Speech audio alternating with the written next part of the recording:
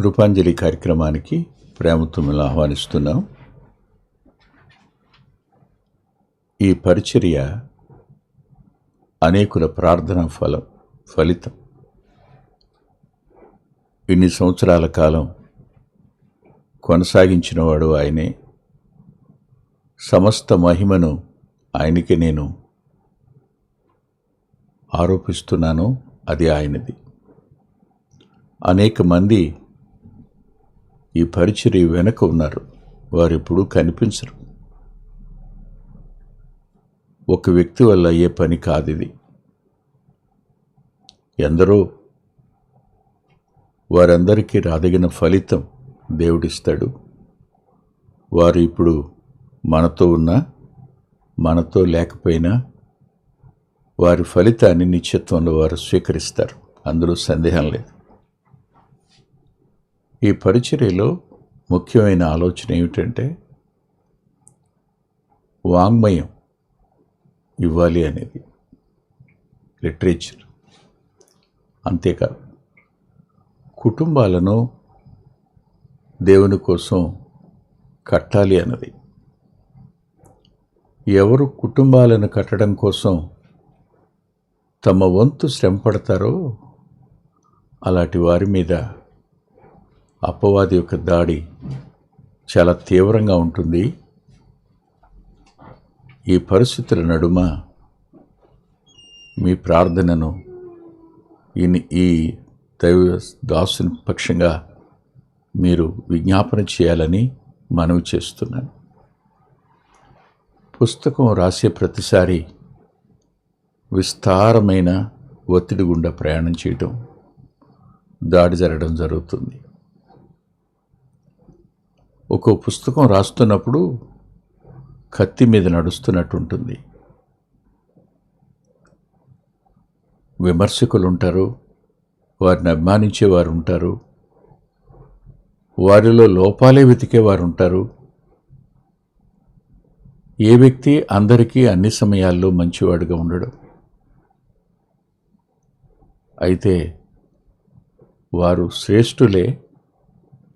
అపార్థం చేసుకునేటట్టు కొంతమందిని ప్రేరేపించటం అనేది లోకం, అపవాది యొక్క నైజం.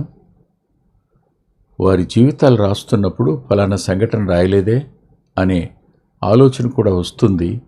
దాన్ని వ్రాయాలి. రాసినప్పుడు దాని నుండి మనం ఏం పాఠం నేర్చుకోవాలో అది రాయాలి. ఇలా మానసికమైన ఒత్తిడి ఉంటుంది, శారీరకమైన అలసట, బడలికలు ఉంటాయి. వీటన్నిటి మధ్యలో మళ్ళా విమర్శకులు ఉంటారు, లేని వాటిని కల్పించేవారు ఉంటారు. ఈ దాడి మరోవైపు. ఇక సేవ, పరిచర్య, బయట మీటింగ్సు, VBS పరిచర్యలు, ఇవన్నీ ఒక వ్యక్తి వల్ల కావు. దీని వెనక చాలామంది ఉన్నారు. వారిని గురించి కూడా మీరు మీ ప్రార్థనలో జ్ఞాపకం చేసుకోండి, మర్చిపోకండి. ఈ జీవిత పాఠశాల అనే పేరు యోసేపు గారి జీవితానికి పెట్టడానికి గల కారణం, లేఖనంలో అనేక మంది జీవితాల్లో లోపాలు కనపడతాయి. కానీ లోపాలను ఒక మనిషి అయ్యుండి తనకు తానుగా లోపంలోనికి అడుగుపెట్టడమో, లోపాన్ని తన జీవితంలోనికి అనుమతించటమో చేయకుండా సమున్నతమైన వ్యక్తిత్వం కలిగిన వ్యక్తిగా యోసేపు గారు కనపడతారు. అలా కనిపించే వ్యక్తులు లేఖనంలో అరుదుగా ఉన్నారు లేరనడాల. మనకు అబ్రహాము జీవితంలో లోపాలు కనపడతాయి, ఇస్సాకు జీవితంలో లోపాలు కనపడతాయి, యాకోబు జీవితంలో లోపాలు కనపడతాయి. కానీ యోసేపు జీవితంలో లోపాలు కనిపించవు. దేవుని ఉన్నతమైన సాధనంగా జననం మొదలుకొని మరణం వరకు అతడు కొనసాగినట్టు లేఖనంలో పరిశుద్ధాత్ముడు రాయించారు. అలాంటి వ్యక్తి జీవితాన్ని అధ్యయనం చేస్తున్నప్పుడు ఒక్కో మలుపు ఒక్కో పాఠ్యాంశంగా మారుతుంది, పాఠ్యపుస్తకంగా కూడా మారే అవకాశం ఉంది. ఇప్పుడు మనం ఆదికాండం 50వ అధ్యాయం దగ్గరికి వచ్చాం. 50వ అధ్యాయంలో ఒక మాట దగ్గర గత వారం ఆగాం. సహోదరులందరూ యోసేపు వద్దకు వచ్చారు. వచ్చి తమ తండ్రి ఇలా చెప్పమన్నాడని చెప్పారు. ఆ తర్వాత పంపారు ఒక వ్యక్తిని, బహుశా బెన్యామీనే వచ్చుంటాడనిపించింది.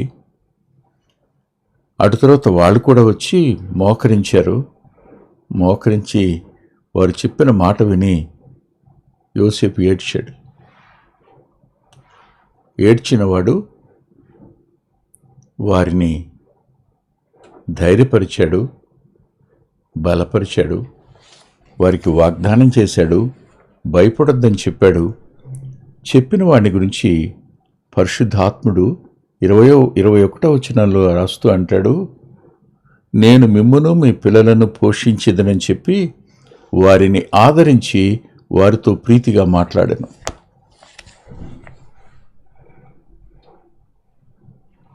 గత వారంలో ఆదరణ అనే పదానికి మనం ఒక అర్థం చెప్పుకొని కొంతమేర చర్చించడానికి ప్రభు కృపనిచ్చారు. ఆదరించడం అనే పదం ఒత్తిడిలో నుండి వెలుపలికి తేవడం అని. ఆదరణ ఎవరికి కావాలి? ఎలాంటి వారు ఆదరణను కోరుకుంటారు? నాకెవ్వరితో పని లేదు అని అనుకునే ఓ మహారాజైనా ఇంటికి వెళ్ళాక అమ్మ గ్లాసుతో ఇచ్చి గ్లాసు నీళ్లు అతనికి ఎంత సంతోషాన్ని ఇస్తాయి చెప్పలేం. తన్నుగా అర్థం చేసుకుని తన బాధను నివారించడం కోసం అమ్మ స్పర్శ ఆదరిస్తుంది, అమ్మ ముఖం ఆదరిస్తుంది, అమ్మ మాట ఆదరిస్తుంది, అమ్మ పెట్టే అన్నం ఆదరిస్తుంది. యోసేపు తన సహోదరులను ఆదరించి అనే మాట మరలా కొద్దిగా దాన్ని ధ్యానం చేద్దాం, తల్ల ఉంచుకుందాం. దయగలిగిన మా తండ్రి, కృప కలిగిన మా దేవ, మీ లేఖనంలో నుంచి జీవిత పాఠశాలలో ఆదరణ అనే అంశాన్ని ఆగి ఆలోచించడానికి మీరు మాకిచ్చిన కృప కొరకు కృతజ్ఞత చెల్లిస్తున్నాను. ఏమిచ్చినా నీ రుణాన్ని మేము తీర్చుకోలేం. మీ కార్యాలు నిజంగా గొప్పవి. ఆదరణను అర్థం చేసుకోవడానికి ఆదరించే మీ స్వరమే అవసరం, ఆదరించగల మీ మాటలే అవసరం, ఆదరించగలిగిన మీ సన్నిధే మాకు అవసరం.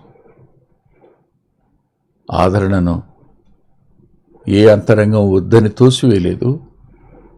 ఆదరించే వారు లేకపోవడం వల్ల ఎందరూ తమ జీవితాలను అర్థంతరంగా ముగించుకున్నారో మేము చూస్తున్నాం.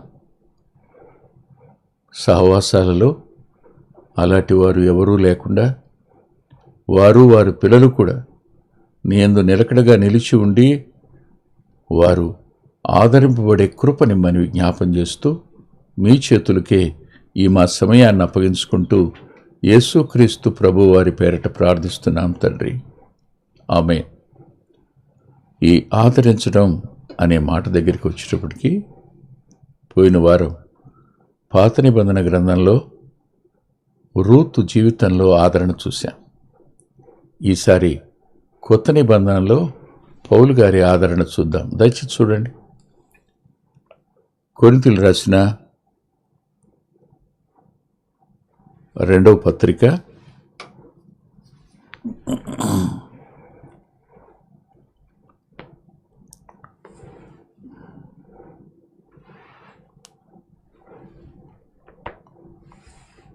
2వ పత్రికలో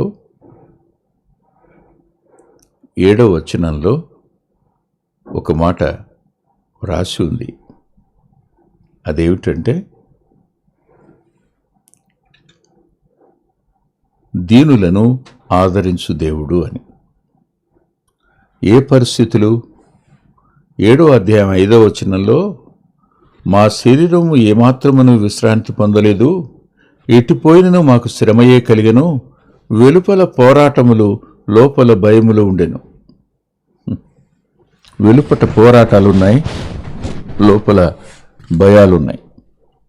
ఇలాంటి పరిస్థితి పౌలు గారికి ఉంది.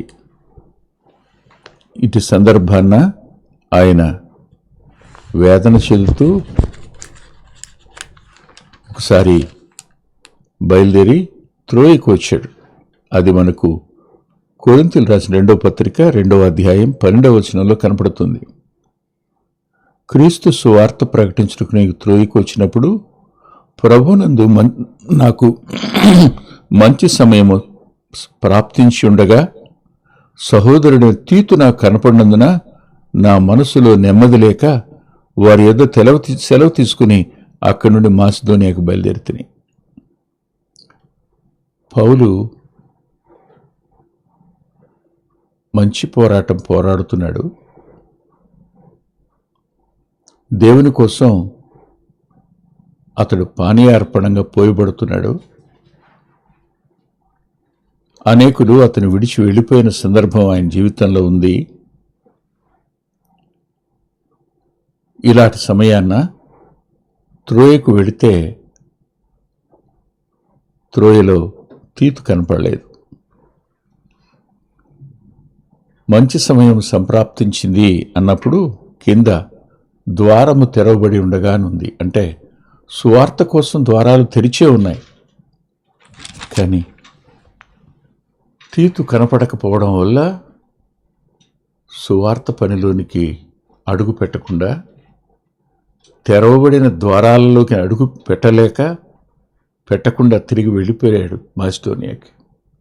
అంటే నెమ్మది లేకపోవడం అనే పదం ఆదరణ లేకపోవడం అనే పదానికి పర్యాయ పదంగా వాడబడింది. పరిస్థితులు మానవుని అంతరంగానికి తెలియనంతటి దుఃఖాన్ని తెచ్చిపెడతాయి. ఏమీ చేయలేని నిస్సహాయతలోకి నెట్టేస్తాయి. వాస్తవానికి నిస్సహాయతలో నుండి మాట్లాడగలగడం, నిస్సహాయతలో దేవుని పని చేయడం సాధ్యం కాదు.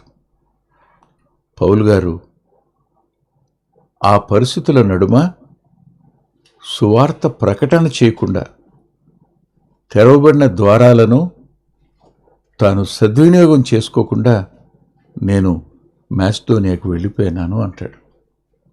మాసిదోనియాకు వెళ్ళిన తర్వాత ఏం జరిగిందో చూడండి దయచేసి. కొరింథీయులకు రాసిన 2వ పత్రిక 7వ అధ్యాయం 7వ అధ్యాయంలో 5వ వచనం చదివాను కదూ.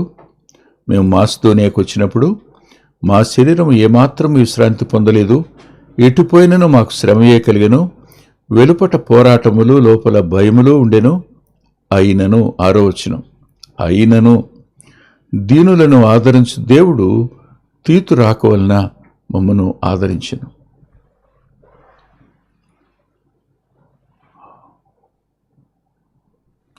తీతు మాసిదోనియాలో కనపడ్డాడు. దేవుడే తీతును మాసిదోనియా తీసుకుని వచ్చాడు. ఆశగొన్న ప్రాణాన్ని తృప్తిపరిచే దేవుడు ఆయన. ఒక వ్యక్తి యొక్క అంతరంగపు ఆశ ఎరిగినవాడు, పౌలు యొక్క అవసరత ఎరిగినవాడు తీతును పంపాడు. తీతును చూడగానే రాస్తాడు, మమ్మను దేవుడు ఆదరించాడు అంటాడు. అంటూ 7వ వచనంలో ఇంకో మాట అంటాడు, తీతు రాక వలన మాత్రమే కాకుండా అతడు మీ అత్యాభిలాషను మీ అంగలార్పును నా విషయమై మీ కలిగిన అత్యాసక్తిని మాకు తెలుపుచు తాను మీ విషయమై పొందిన ఆదరణ వలన కూడా మమ్మను ఆదరించెను గనుక నేను మరీ ఎక్కువ సంతోషించితిని. ఇక్కడ ఆదరణ అనే సంభాషణ తాను కనపడి తాను పౌలు గారి ఆశను తీర్చేట్టుగా దేవుడు చేయటమే కాకుండా, కొరింథీ సంఘం దగ్గర ఉన్న తీతు గారు పౌలు గారి దగ్గరికి వచ్చి, సంఘం నీకోసం దుఃఖపడుతుందయ్యా, సంఘం అంగలారుస్తుంది నీకోసం, అత్యాభిలాషతో అంగలారుస్తూ ఉంది.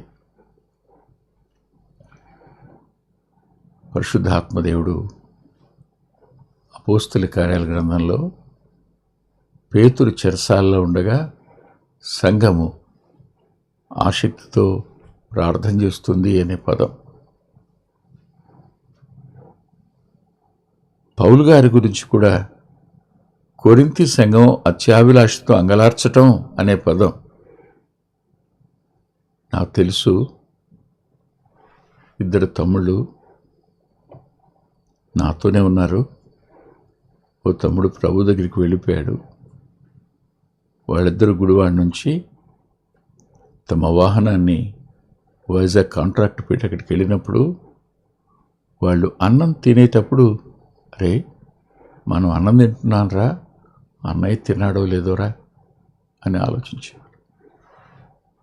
వాళ్ళు ఒక బైబిల్ కొనుక్కోబోయి ఇద్దరు చెరొకటి, అరే మనిద్దరం కొనుక్కుంటున్నాం, అన్నయ్యకి బైబిల్ లేదు కదా, కొత్త బైబిల్ అన్నయ్య కొన్న తర్వాత ఉంటే మనం కొనుక్కుందాం. ఇలా ఆదరించేవాళ్ళు, ఇలా ఆలోచించేవాళ్ళు ఒక వ్యక్తి అంతరంగంలో ఉన్న ఒంటరితనాన్ని, దుఃఖాన్ని, నిరాశను తీసివేస్తారు. వెలుపల పోరాటాలున్నాయి, లోపల భయాలున్నాయి. తీతు ముఖం కనిపించింది, ఆదరణ కలిగింది. అంతేకాదు, కొరింథీ సంఘం పౌలు గారి ఎడల అత్యాభిలాష కనిపించటం, అంగలార్చటం, అత్యాసక్తి కలిగి ఉండడం, వారు తీతు ఎడల కనపరిచిన వారి ప్రేమ అనురాగాలను బట్టి తీతు నేను ఆదరించబడ్డానని తన ఆదరణ ద్వారా పౌలు గారిని ఆదరించడం చూస్తాం. ఇది ఆదరణ అనే ఓ అత్యున్నతమైన ఆత్మ సంబంధమైన ఓదార్పు, తెలియని సంతృప్తి, తెలియని ధైర్యం, మనసులో ఉన్న ప్రతి విధమైన బాధ మేఘాలు, కారు మేఘాలు తొలగిపోయినట్టు, కారు చీకటి పోయి వెలుగొచ్చినట్టు పౌలు గారి జీవితంలోనికి తీతు రాకవలన వచ్చింది. నేటి దినాన్న యోసేపు యొక్క సోదరులు సరిగ్గా ఇలాంటి పరిస్థితుల్లోనే ఉన్నారు. వారు మంతరంగాల్లో భయాలున్నాయి. తాము చేసిన గత పరిస్థితులు, అతని విరోధంగా చేసిన వాటన్నిటిని బట్టి పోరాటం కూడా ఉంది వాళ్ళ అంతరంగాల్లో. అంతేకాదు, ఇప్పుడు ఒక్కసారి యోసేపు తమ చేతిని వదిలేస్తే ఏమైపోతారు వాళ్ళు? సహజంగా చూడండి ఒకసారి తెస్సలోనిక మొదటి పత్రిక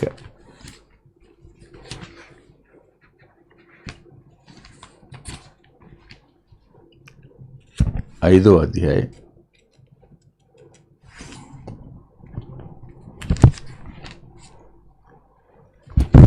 5వ అధ్యాయంలో 14వ వచనం.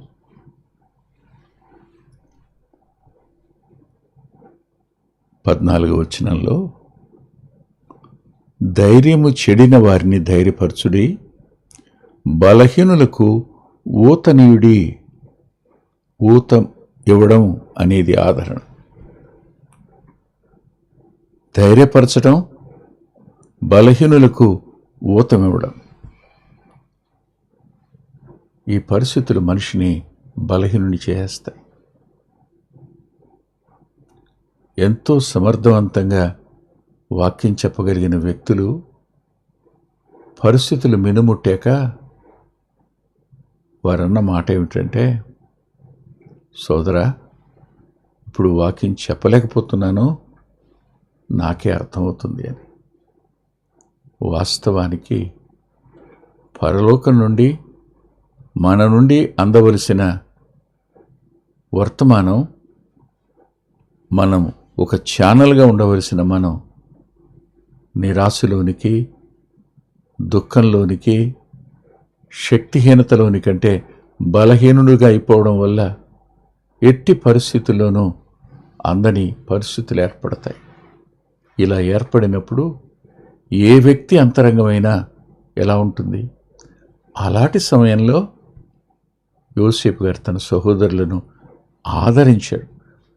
తనను గాయపరిచిన వారిని, తనను బాధపెట్టిన వారిని, తనను నిరాశ్రయుల్ని చేసిన వారిని, తనను అమ్మివేసిన వారిని, తనను బానిసలుగా చేసిన వారిని కూడా ఆదరించగలిగిన అత్యున్నతమైన ఆ మనసు ఎవరికుంటుంది చెప్పండి?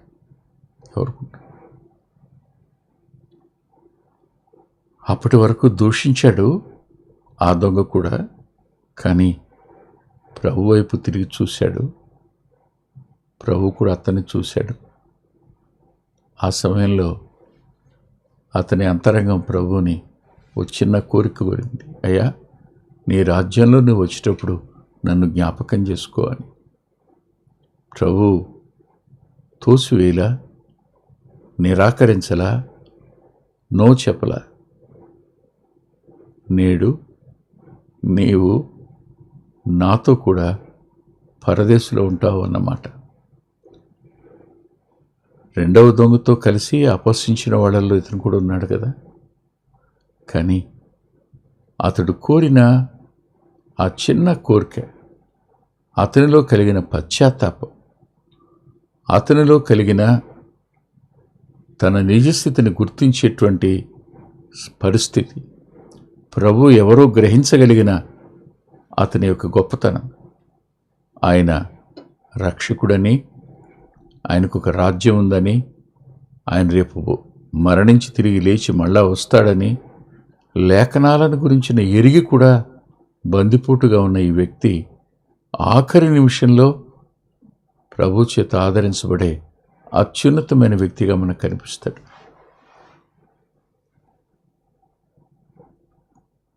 యోసేపు తన సహోదరులను నిశ్చయముగా మిమ్మల్ని, మీ పిల్లల్ని నేను పోషిస్తాను అని మాట ఇవ్వడం ద్వారా తన సహోదరులను ఆదరించినట్టు చూస్తాం.